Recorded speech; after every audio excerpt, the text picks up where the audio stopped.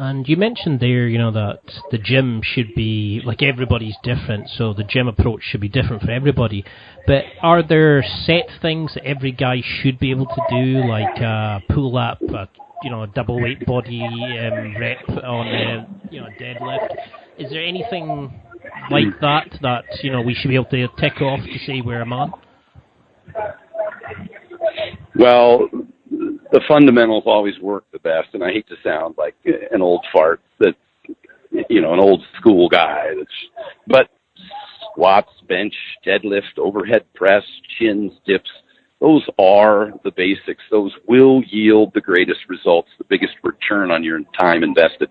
And if you're an athlete, you don't really want to be good at lifting weights. You want to use it for the purpose it's intended, and that's to make you stronger. You want to be good at your sport. And you'd like to spend more time doing that, learning the sport-specific skills on the field. That's what's important. So for most people, lifting weights is just an adjunct. It's just improves performance. And so it shouldn't be the majority of their time invested. You should be able to get the most out of it with the least time investment. And that's what happens when I work with football players or MMA fighters or any other athlete, is I try and use it for its intended purpose. And that's as little as is necessary to yield the greatest result, which is strength. And so I use those exercises. So anybody that goes to the gym for that purpose, to get stronger, should be looking at those fundamental exercises, like you said, the squat, the deadlift, the chin-ups, the dips, the overhead presses, those kinds of things. And, is there targets that you set for particular people? Is it like, do your body weight in the squat, do your body weight on the bench? Or is it more just for what the person wants to do as an overall goal, like lose 30 pounds? Or? Yeah, it depends on what their goals are. If they just want to lose weight, then I just want them to consistently be in the gym working their muscles so they don't lose muscle tissue at the same time.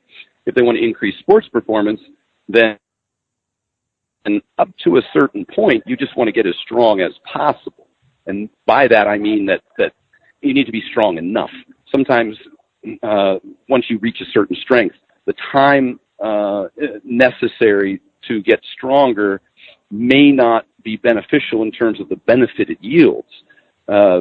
Just because you can squat, if you can squat 400 pounds, getting to 500 might not increase your sports performance nearly as significantly as the time necessary to get from 400 to 500. But if you're only squatting 135, getting from 135 to 400 is worth the investment and will yield a huge return in terms of sports performance. So, and also, everybody has a different starting point. When I first started lifting, I couldn't bench 135. But all the frat kids that were in the gym were benching 225. And so, for me, it's not about going 0 to 100. If I can go 0 to 1, then I can get results. My people can start building muscle and building strength. The body doesn't respond by, overloading it to some extraordinary extreme. It stimulate, don't annihilate. The body responds just by a little bit of overload, and then the adaptation process will make you stronger and yield some hypertrophy results. So it's a gradual process for me. I don't put a limit on it, and I don't put a max on it. The least you need to lift or the most you need to lift. I just start where the athlete is at their current level, and then try and, like I say, if you go from sitting on the couch to walking, that's improvement. If you go from drinking sugar sodas to drinking diet sodas, that's improvement.